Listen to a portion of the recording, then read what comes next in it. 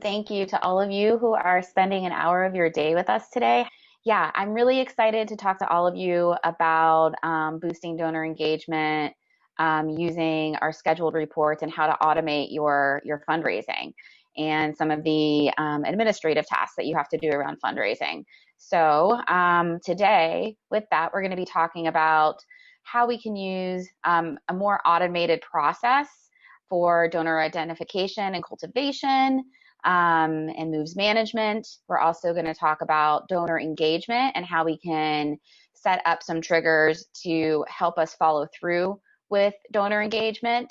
And then we'll spend the last few minutes talking about how we can share financial outcomes and information with other people's involved in our organization, but maybe not the day-to-day Bloomerang users, and how easy that is now with some of the more recent tools that we've added. So thank you for being here. I'm really excited to share with you everything that we have on the docket for today. Okay, so we released our scheduling reports feature, and that is one of the main tools that we're going to look at today for helping you come up with a more automated process for the things that we just covered.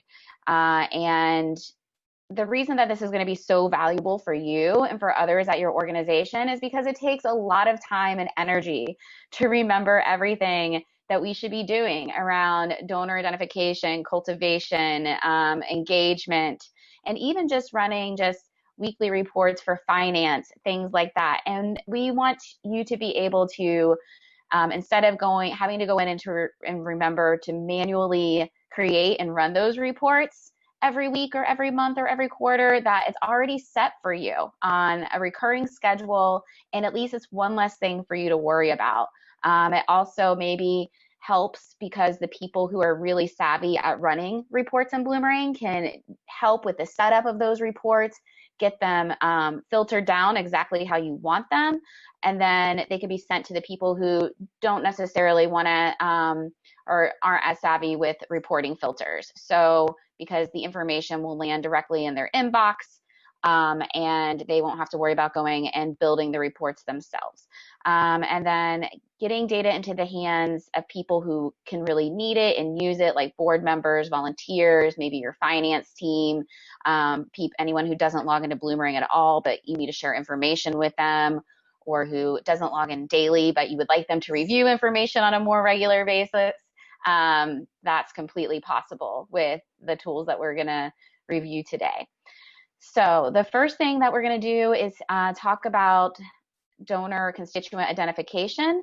I'm really excited to show you how the Bloomerang toolkit can help you do that.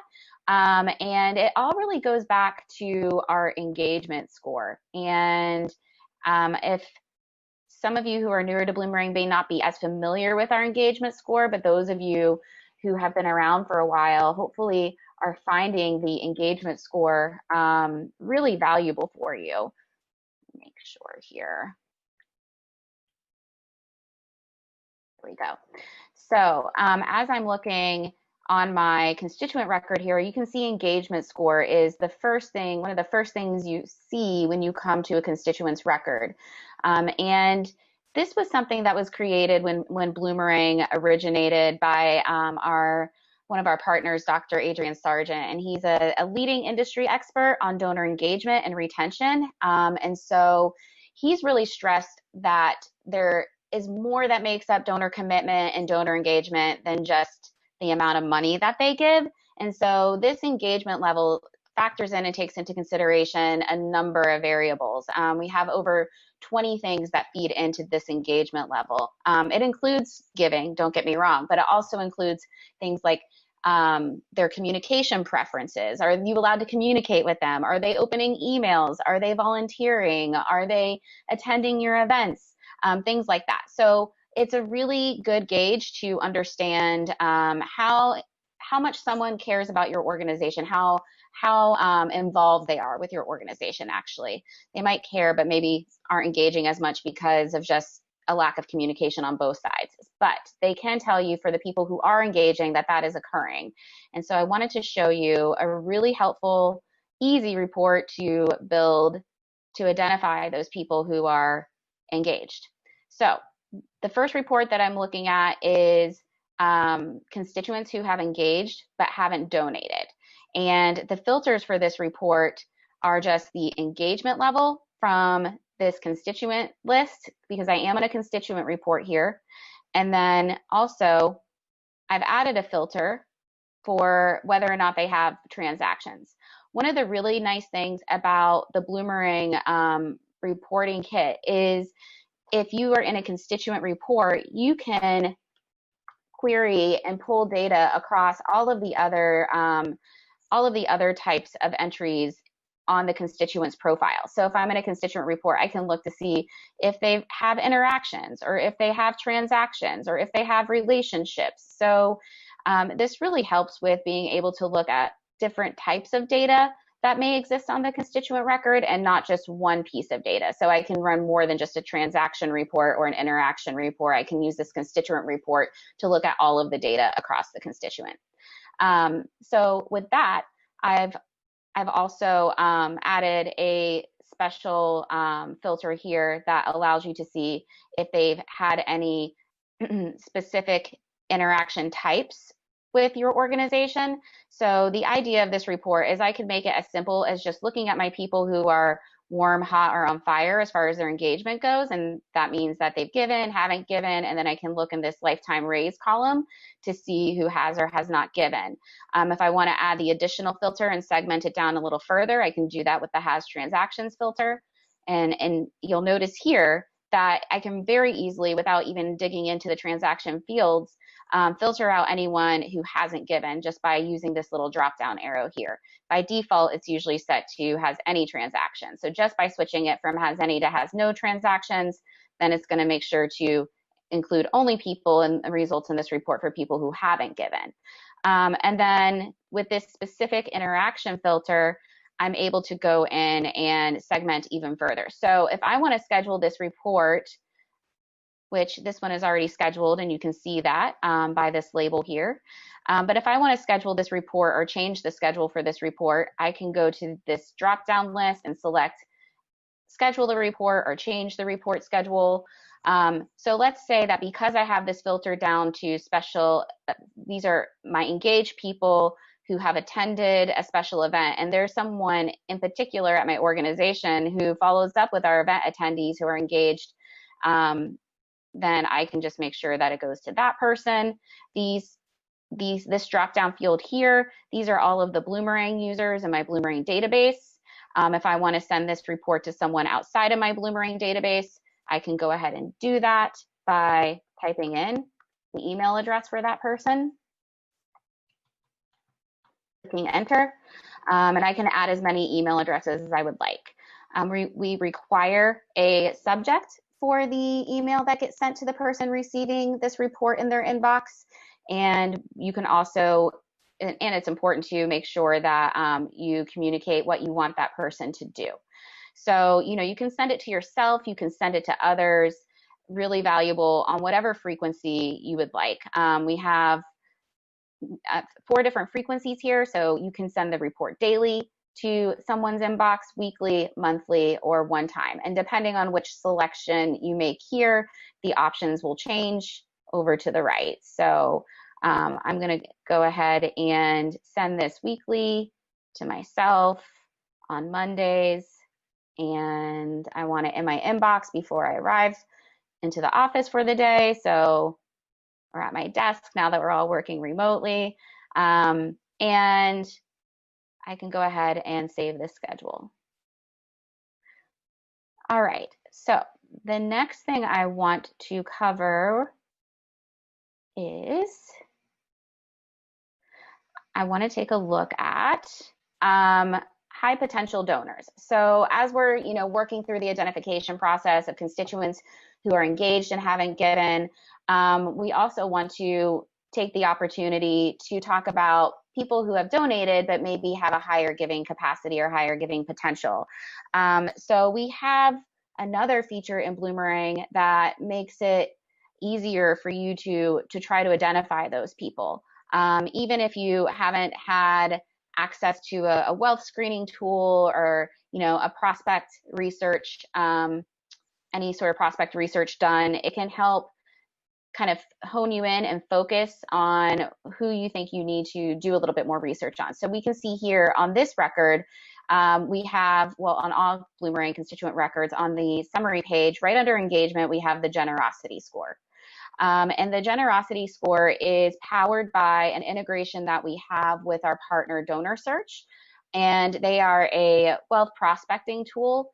And so if all of the individuals in your Bloomerang database are going to automatically have a generosity score as long as they have a US address. And that comes, free of charge with all standard subscriptions to Bloomerang. So it really helps you to identify, again, like at a high level, who might have that capacity. We are using the same sort of scale that we use for engagement level, where it goes from cold all the way to hot. And you'll see that in the report filters that we're going to take a look at.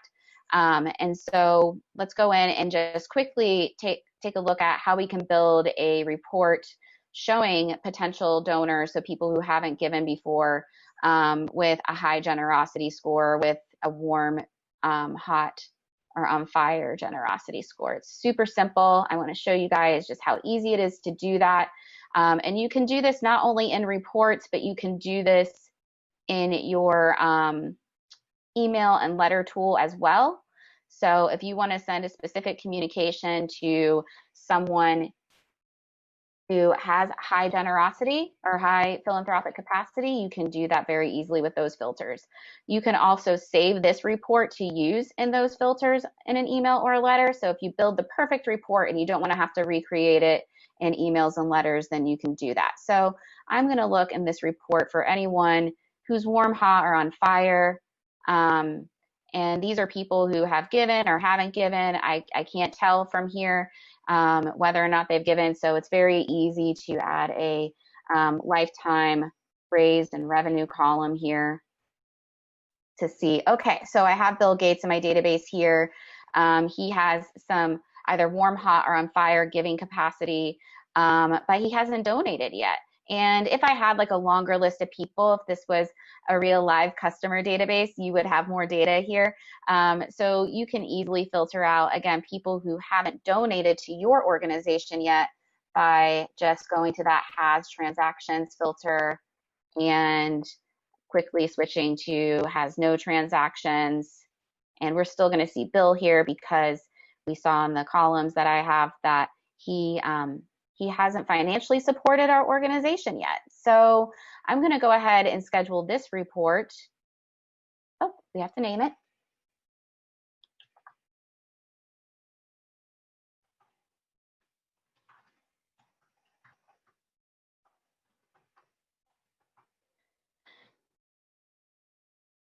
Okay, we're going to schedule this report. And again, this is a list that I want to review weekly.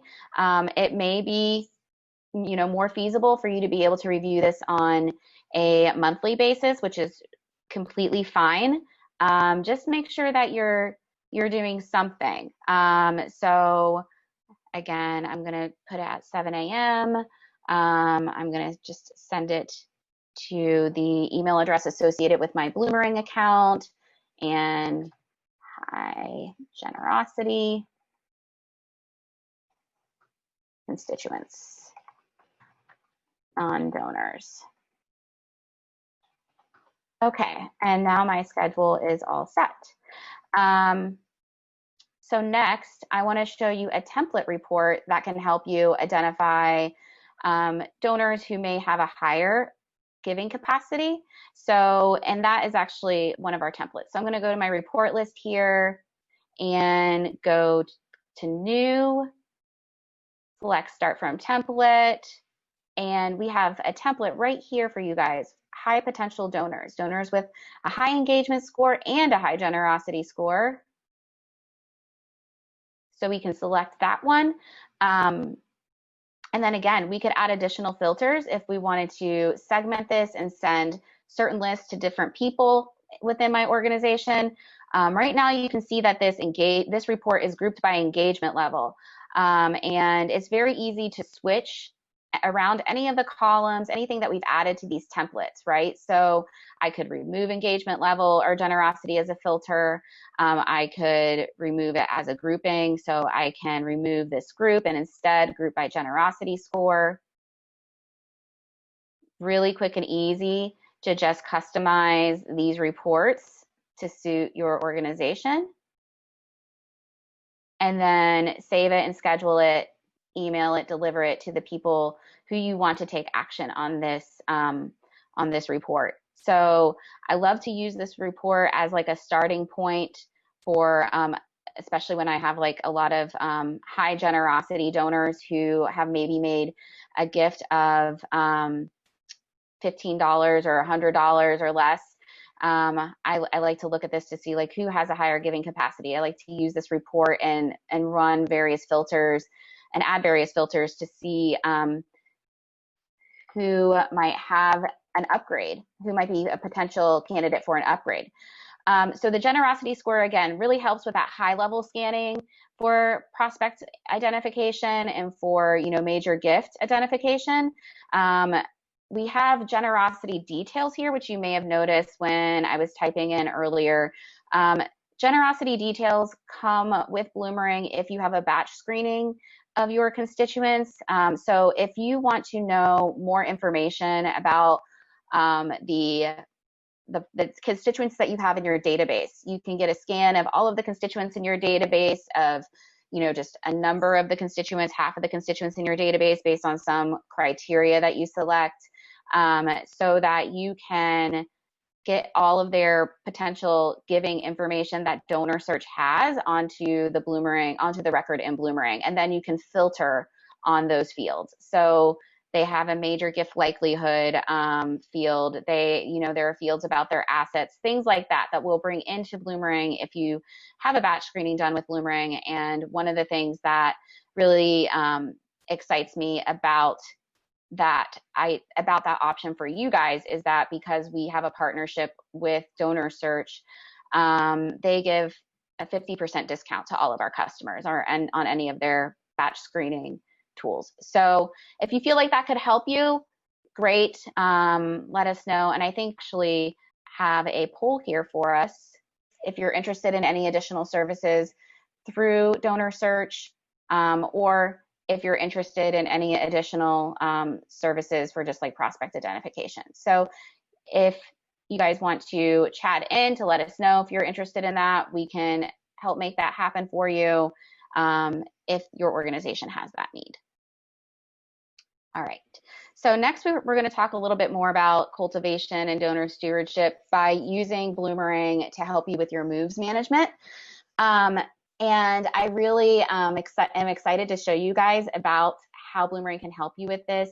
I know that Bloomerang doesn't come with like a standard setup for moves management because we want it to be customizable for your organization. And we also know that some people aren't using Bloomerang as a tool for moves management. So it doesn't come standard with it, but it's very easy to set up and then very easy to keep track of and report on with our reporting system. So, and I'm going to show you guys what some of the reports look like in just a minute and how they look when they're delivered to your email inbox. So we're going to cover that in just a second after I show you this report. But first, I want to go in and show you that if you want to set up a moves management system within Bloomerang, it's as easy as creating a few custom fields. And we're going to have another class that digs more into moves management specifically. But just really quickly here, you can see I've created a section of custom fields on notes in Bloomerang. And so I'm able to track the prospect manager for the constituent, the stage, and in my stages here, I have just 4 stages. You may have more stages that you would like to add for your moves management workflow, and you can certainly do that. You could add as many values as you want to any of these fields. You can make some of these fields required if you would like. So yes, I have a few other fields here: prospect ask amount, last action type, date, and then the next action type and date. So this is what I'm using for my moves management workflow that I'm going to share with you. The really nice thing about this and using a note is because I'm using the same note to track, and I'll show you in just a moment what that looks like. Since I'm using the same note to track where the constituent is within the moves management cycle, it's always going to remain at the top of the timeline, on the top of the constituent's timeline. So, and we'll take a look at that when I go into this report. Okay, so you can see from here that this report that I've created for moves management by solicitor, it's a note report. So when creating a new report, you would use a note report. And because of all of the fields that I have on the note, it's really easy to build a report where I can see all of my moves that are supposed to occur within this month. And so therefore I can, be prepared, look a little bit ahead to see, okay, what do I have coming up next week, 2 weeks from now? If it's, towards the beginning of the month, you could change this date to be whatever you would like. You could see like which moves were supposed to have the next action date in the past. If you want to see any that are overdue, you can, put number of days, put a specific number of days out. So whatever works for you as far as the frequency in which you want to be looking at the next action dates here, you can set it up however you would like. If you're someone who is overseeing or helping a team of fundraisers or prospect managers managing their prospect management portfolios, you can create a report with all of the prospect managers in it and group by prospect manager. So if you're meeting with them on a weekly basis, I can see what Heidi's been doing, I can see what Diana's doing, or you could even filter down for yourself to a specific prospect manager or solicitor. So I could just look at Diana's information here, and then I wouldn't need to group by prospect manager or even have that column at all. So you can very easily delete, remove groupings, things like that. If I'm a prospect manager, solicitor, or if I'm someone who's helping the other prospect managers or solicitors at my organization, I'm going to want to review this report weekly and make sure that we are following up with all of the actions that we're supposed to, that are planned for that constituent. I added these columns very easily by selecting add column and searching for the various columns that I just showed you. You can add more than one at a time and add them. You can rename the columns if you would like just by clicking into the top there. And then you can click through very easily. I'm going to right click and open in a new tab, this note, to show you guys how it looks when you're actually adding the information or editing the information on a note.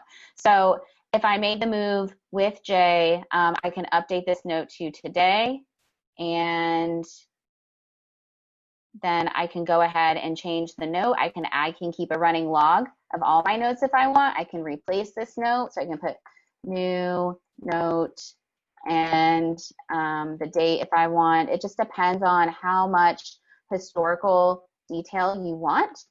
And then, whatever details you want to include there. And then you can change your next action type to whatever the next action type would be. I added Zoom meeting to my list here, given the current state of things. I can include a next action date. We met a little earlier than planned, and the next time we're going to meet is on the 27th. And I can save this. And since there's only one note, it stays at the top of my timeline here. But getting back to scheduling this and making sure that you're able to automate this process to make it, less of a burden for you to go and remembering to run the report, reviewing it every week. Since I set it up on a weekly schedule, it's delivered directly to my inbox, and I just don't even have to think about it at that point.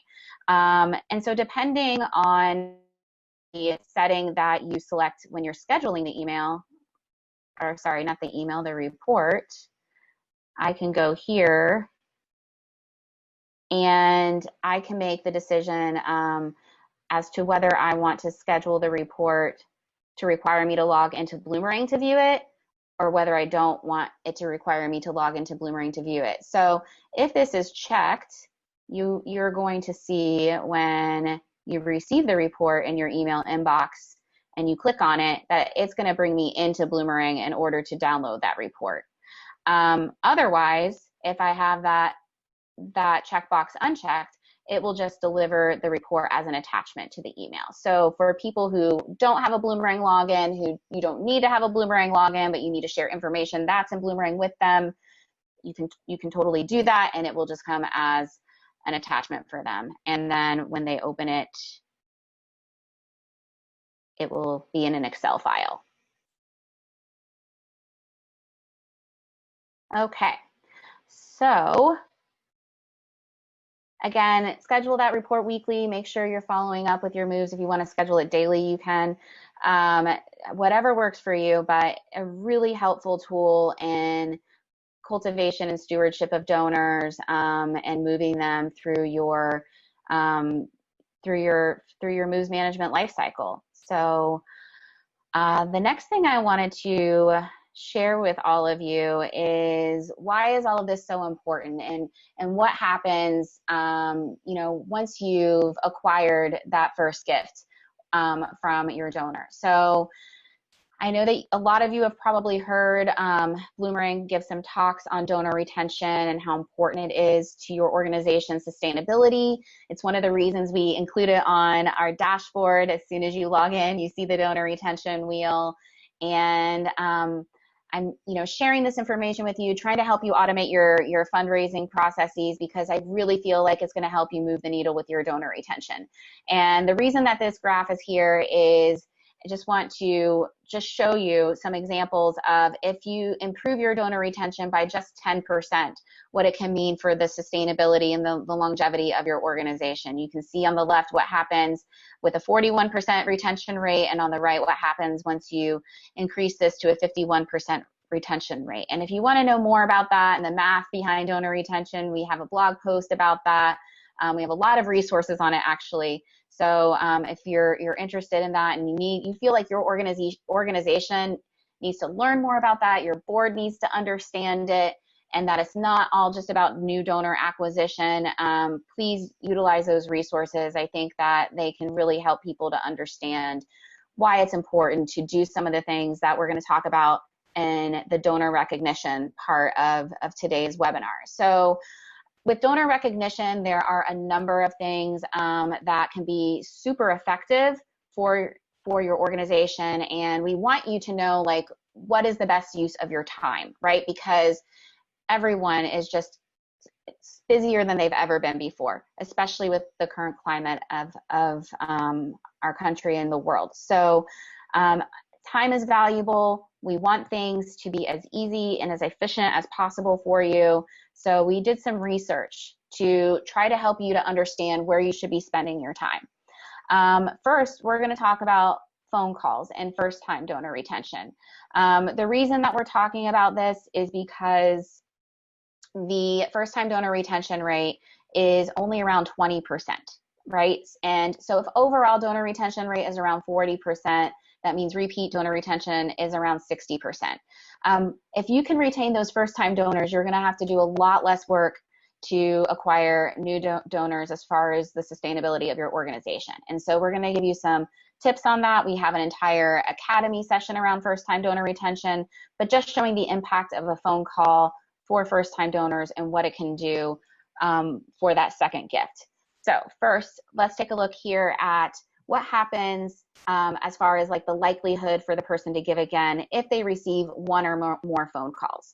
We can see here that at Bloomerang, so our customers, congratulations, you are more than likely one of the people included in this category, that our customers' first-time donor retention is around 33%. So that's great. That's above the industry standard or average of 20%. The people, our customers who made at least one phone call to their first-time donors, they saw an increased donor retention of first-time donors up to 41%. And the donors who received more than one phone call after their first gift, their donor retention went up to 58%. So from 33% to 58% retention based on the number of phone calls alone that they received.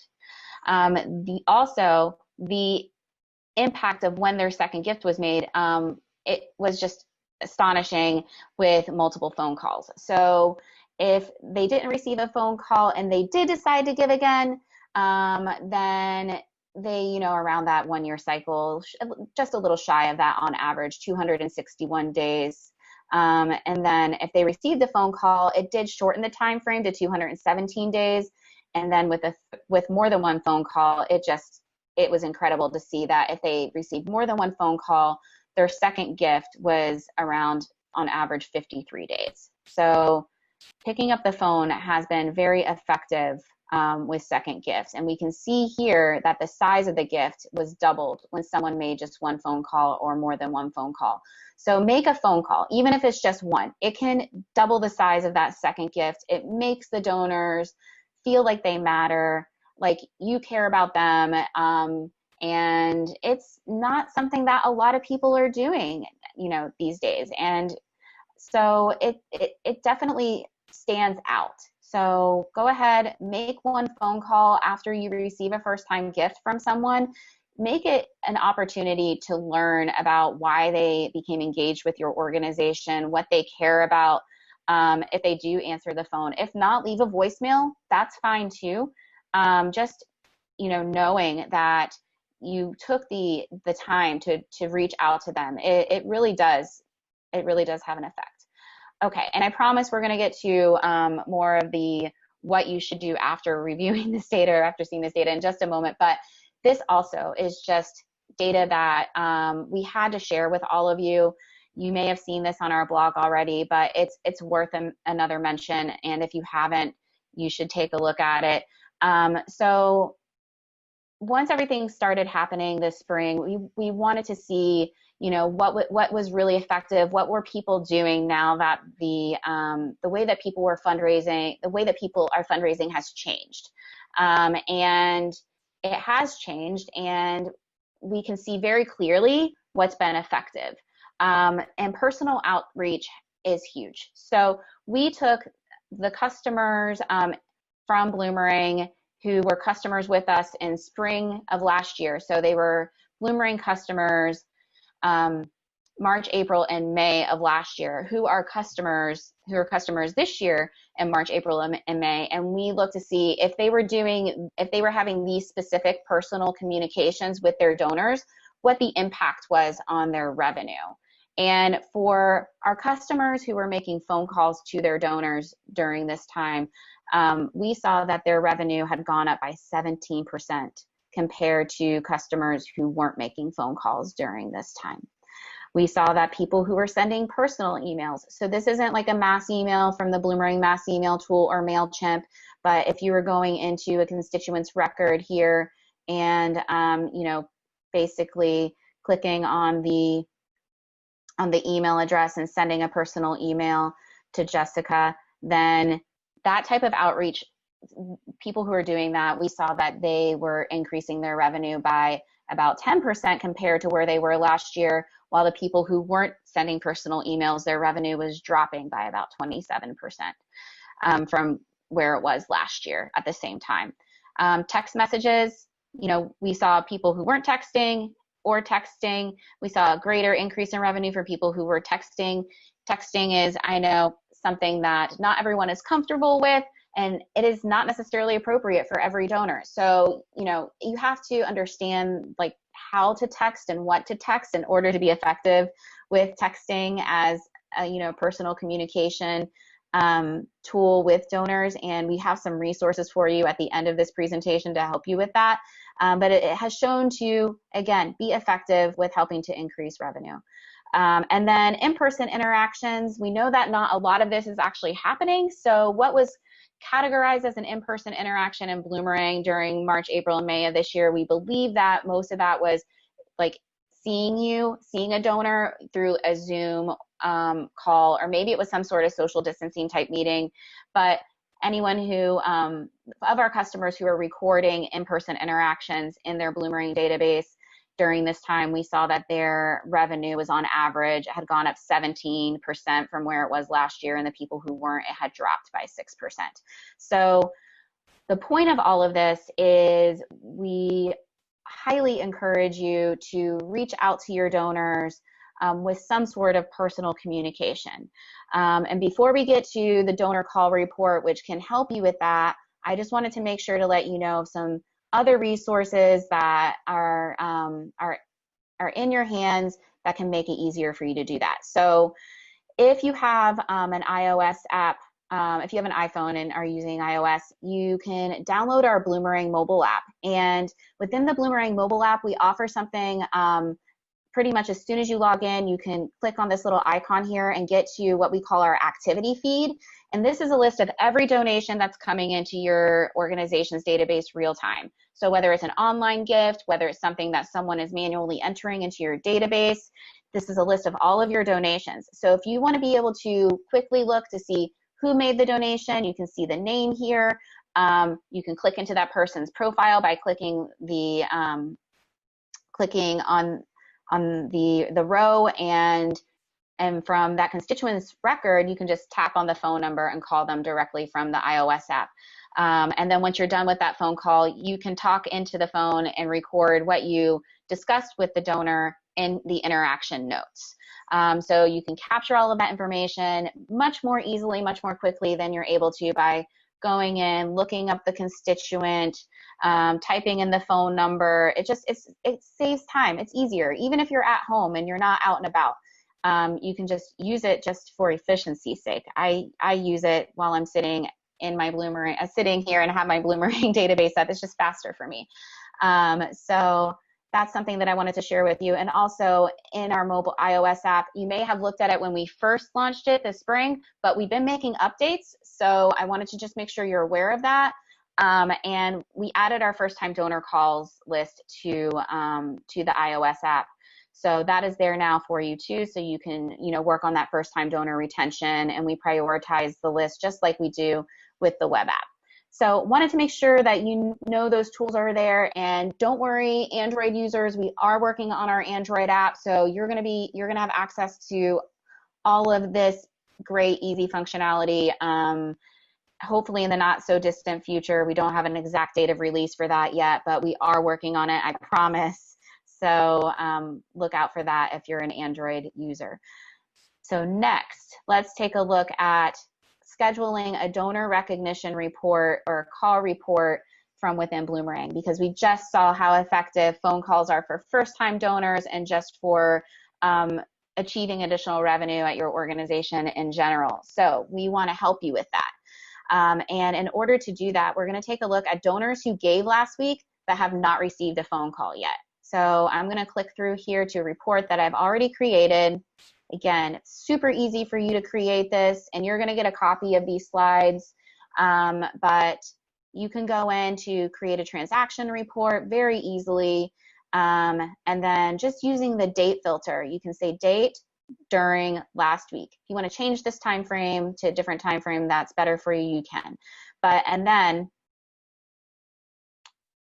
oh yeah, this is the next part that I want to talk to you about. Okay, so the first thing is we want to make sure that we're following up with anyone who gave last week. And then, so with this part, we're looking specifically for certain interactions. So anyone who gave last week, we're using our has interactions filter. You saw my has transactions filter and the one of the other reports that we saw. This is the has interactions filter. And in this case, I'm looking to see if they received a personal interaction after making that gift or within the same time frame of making that gift. So I could just have phone calls, but I changed this to any type of personal interaction.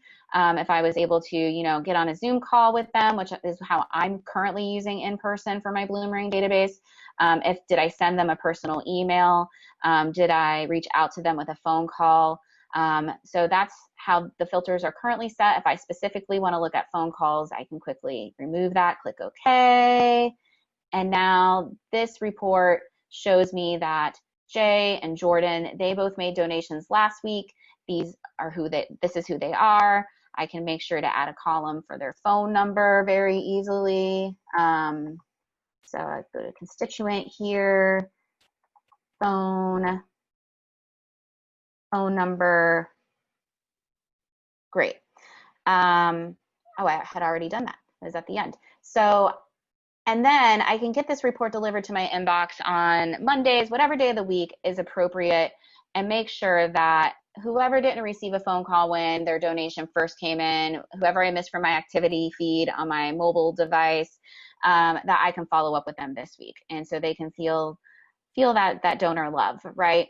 I might prioritize Jay before I do Jordan because of the amount of the gift. I could also look at the generosity score or the engagement level to see how I want to prioritize calling these people and then sort my list that way. So it's just up to you how you want to tackle this, but you know, you can definitely use this report to help you make sure that you're giving that donor recognition through that phone call channel that we know is so effective. So yeah, schedule that report weekly, daily, if you aren't using another process to call donors daily. So if if you don't have an iOS device, you can schedule this as a daily donors call report and have your volunteers help you to make some of those phone calls if you have a large volume of donations coming in. Excuse me, each day. Okay, so the next report that we're going to take a look at as a part of our donor recognition process is donors who have not received a personal touch or a personal follow-up within the last 90 days. So I think it's great when donors receive recognition immediately after making a donation. That is awesome. And if you're not doing that today and you just start with doing that now, it's gonna result in having a huge impact for your organization, and I think that that's great. If you have the bandwidth, or if there are board members at your organization who have the bandwidth, or other people involved in your organization who have the bandwidth, who can every 90 days follow up or make a personal connection with some of your donors or all of your donors, then that is of course ideal. So I want to show you how to create a report to manage that and how to schedule it. And again, if you're going from not following up every 90 days through some sort of personal interaction, like a personal email, phone call, something like that, just doing this with a few every month, again, is going to help strengthen that relationship and help keep that donor retention up by a couple percentage points. And we celebrate even just, you know, moving the needle on donor retention by 2 or 3 points over here at Bloomerang. We are so excited by that. So any progress you can make with your donor retention in our minds is going to impact the sustainability of your organization by so much. Just do what you can. So in order to create this donors in need of personal follow-up report, I'm using a constituent report and I'm looking at households. So I'm making sure that I'm looking to see if anyone in the household has had a personal follow-up basically within the last 90 days. So I'm looking to see anyone who has given over the last 18 months, basically, and you can change that to whatever time frame that you would like. And then I'm looking to see, have they received personal follow-up within the last 90 days? So I'm using an exclude filter here because it was just easier for me to build it that way. So I'm excluding anyone from this report who was inactive or deceased. And I'm also excluding anyone from this report who had a personal interaction. So I've identified the channel for personal interaction as the personal email, in-person, phone call, or text. And the date on the interaction was in the last 90 days. If they've had a personal interaction within the last 90 days, great, we're good. Otherwise, I'm going to make sure to have them show up in this report, and then I can go ahead and add the additional information I want to this report to make sure that I'm following up with them, following up with the people that I feel are the most important to follow up with. So right now in this report, I have these are the standard constituent report fields. I'm going to go ahead and remove some of those and add some different fields that I think might be more helpful for me.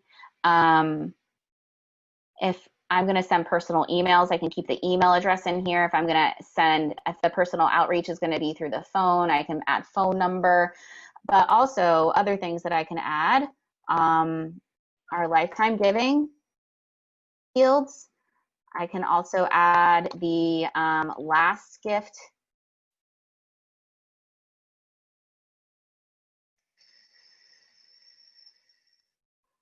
That's not what I want. I want most recent. That's it.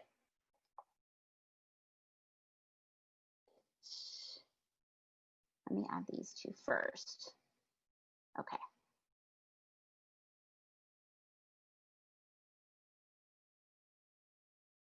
Okay, I can add my first transaction amount, first transaction date, the largest transaction date, largest transaction amount, year to date fields. So you can add any of these fields to help you determine how you want to prioritize this list, as well as your generosity score and the engagement score.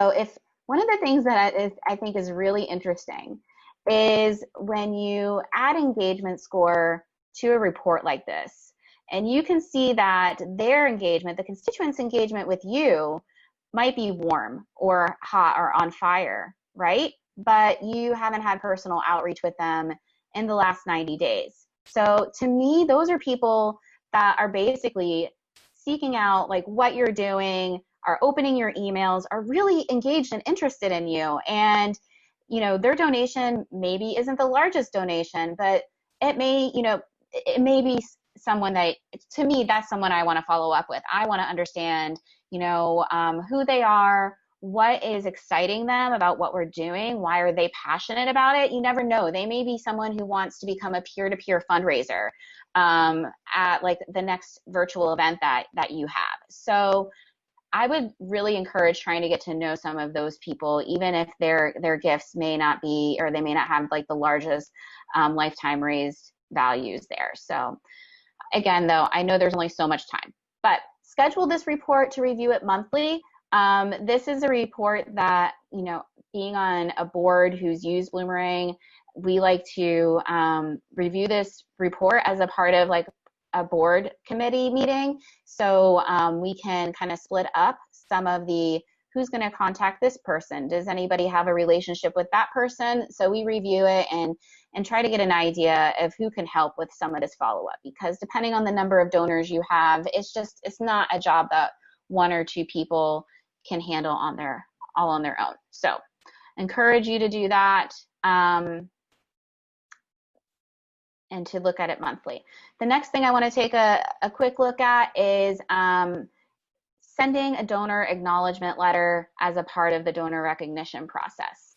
And again, we are trying to help reinforce why this is important, and not just, this is a best practice, you should do this, everyone says you should do this. So to us, it means like taking a look at the data, trying to find out like where the dollars are, what's showing, what is, you know, what's adding up to increase sustainability and revenue for organizations who are doing these things versus who aren't doing the things that all of the industry experts say that we should be focusing on, right?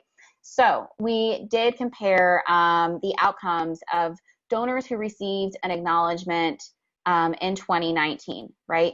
And so with that, we saw that donors who received the outcomes in 2019, the donors who had received thank you letters had better retention outcomes, better revenue in 2019 than their peers who didn't have a letter. So we can see here that of the people who did not receive a letter, about on average 27% of those people were retained, whereas people who received a thank you letter, 40% of those donors were retained. And again, upgrades. So as far as people who are willing to upgrade, if they did not receive a thank you letter, there was an 11% likelihood that they would upgrade. If they received a thank you letter, that went up by 6%. 6% makes a difference. So it may not seem like that much of a difference, but depending on, you know, what that upgrade amount is, it could be a huge difference. So getting a donor acknowledgement letter out is important, whether you're doing that through Bloomerang, through another, you know, tool. Just try to get a donor acknowledgement letter out at some point. And it's really easy in Bloomerang, if you're using the Bloomerang letter tool, to find out if you've sent an acknowledgement for for any transaction. So what I'm going to do is I'm going to show you how to set up a recurring report so that you can make sure that all of your gifts have been acknowledged. Super simple. So if you were going to new reports, you would select the transaction report. And then once you're in transaction report, you're going to go ahead and include the date was last week to see anyone who gave last week. And their acknowledgement status on the gift is still no. So if that acknowledgement status is still no, then you know that there's still an opportunity there for getting that acknowledgement letter to that donor. And then I'm going to schedule this. I would definitely encourage scheduling this every week. You could do it on a Tuesday or a Wednesday, just to make sure that you took care of everyone from the week before. You know, you may not get all of your gifts in on Friday that come in on Friday or Saturday or Sunday, so maybe you don't schedule to receive this report until the following Friday. That's fine. And again, we understand that we're encouraging a lot of different types of communication here. So even if you can only, do this every 2 weeks, that is fine. Just make sure that you do it at some point. You get the acknowledgement letter to them. People are more excited about the mail than they've ever been right now too. So try to, make it somewhat personal to the type of gift they've given you. If they've become a monthly donor, mention that. If they have supported a certain campaign, that's different from maybe just like, the unrestricted giving or the general fund. Make sure to note that if it's a tribute gift, things like that, so that they feel like you wrote that letter for them. But yeah, scheduled to receive this report, even if it's just a double check. You think that you're running all your letters in Bloomerang and everyone is being acknowledged. Just send this report at the end of the week or the following week, just to make sure that you were able to get an acknowledgement out to everyone. Depending on the filters you have, maybe someone got dropped. So really easy to do that, and again, can definitely have a financial impact on your organization.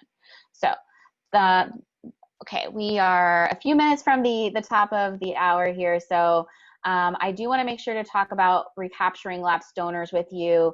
You can see here, you all know how to do the math. It costs a lot more to acquire a new donor than it does to retain an existing donor. So we are going to have an entire academy session in the next month or so about recapturing lapsed donors, and I'm really excited about that, so I hope you all attend. If you have a lapse giving program, we would love to hear about that, so if you could chat that in. It's really fun to hear how many people have a lapse giving program and also what their definition of a lapsed donor is, because that varies across pretty much every organization. We see different definitions. So we're looking to gather some of that information to share with all of you during our Recapturing Lapsed Donors class that we're going to have. So please share that. Until then, I want to share with you just some quick ways, if you currently don't have a lapsed donor program, how you can go about starting one until we have that class when we can get into more detail about that. So really quick and easy.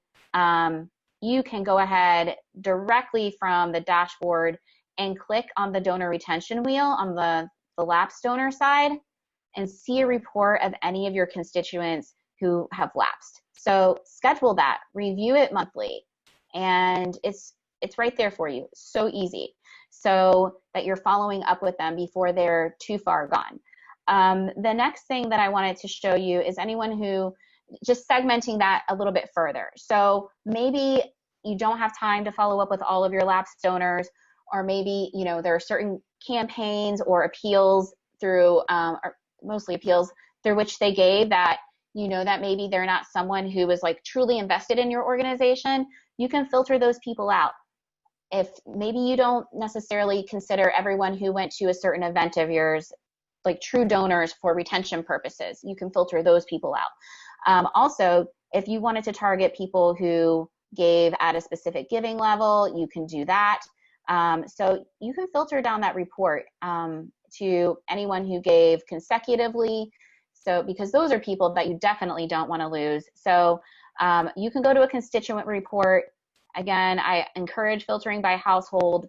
and then looking to see people who gave last fiscal year and also who gave a specific amount or higher and have given at least 2 gifts. So you can look to see of people who have given within a certain time frame, who have given consecutively, if they've lapsed, and those are people that you can focus on just to reduce like a little bit of the question of who should I focus on? I don't have enough time type of thing. So all of those tips are in here for you, and you should look at that monthly. Again, that's something that maybe your board, your volunteers can help with the outreach for that, depending on who the person is at your organization and how much familiarity they have.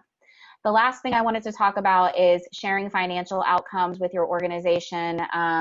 So the finance teams maybe at your organization don't necessarily want to have to log into Bloomerang. Maybe they're having to do that today. Maybe you're doing it for them. Either way, you can get information to them now very easily. It can go to their inbox. So you can create a transaction report, group by fund if they want it broken down by fund, group by method if they want it broken down by payment method, include the time frame they want. Maybe they want it weekly, maybe they want it monthly. You can set all of that up and schedule it to go to them whichever day of the week that they would like, and just save yourself the time of having to manually do it. So just wanted to show you how easy that is. And then the last one is a report that I love when one of the organizations that I meet with, we like to keep a comparison of what we're doing this year compared to last year. And that's a constituent report. And you can easily add that has transactions filter and show and see like what the total revenue is from last year and compare that to the revenue from this year. And you can have it grouped by organization. You can have it grouped by individual. So we can see, how the different programs are doing. Do we need to do more on, on corporate sponsorships? Do we need to do more with individual fundraising? And this is just at a very high level where we can see kind of where we're sitting for the current fiscal year. So I really see value in that report. And by being able to schedule this now, I can get this to all the board members' inboxes, and they don't log into Bloomerang, so they never have to. And I can do that without having to remember to email them a copy of it. So it's great. All right, so those were some examples of some ways to automate fundraising and some of the daily things that you might, or monthly things that you might be needing to run reports for. Of course, there are so many additional use cases or ways that this can benefit you. If you're using tasks in Bloomerang, you can run a daily task report to go to your inbox. If you have pledges and recurring donations set up, you can have a monthly projected revenue report going into your inbox. All types of things. There are templates for a lot of these reports already in that templates area in Bloomerang. So please go and see what you think would be valuable, and maybe what you wish that you could have time to go and run reports for on a regular basis, but it's just not happening. And just let us do it for you. So go ahead, set up the schedule, and we'll get it to you in your inbox. So schedule reports. They can help automate your organization's fundraising strategy, and you can spend the extra time on taking action instead of remembering to run the reports, setting up the filters, and all of that. And one thing that I wanted to mention, if you're not sure, I know we keep saying call, call, call. If you're not sure what to say when you're on the phone, Pamela Grow created a call script that is great. So check that out. And it might be something that you can provide to other people who you want to have help you make those phone calls, or it might give you ideas for creating a call script of your own.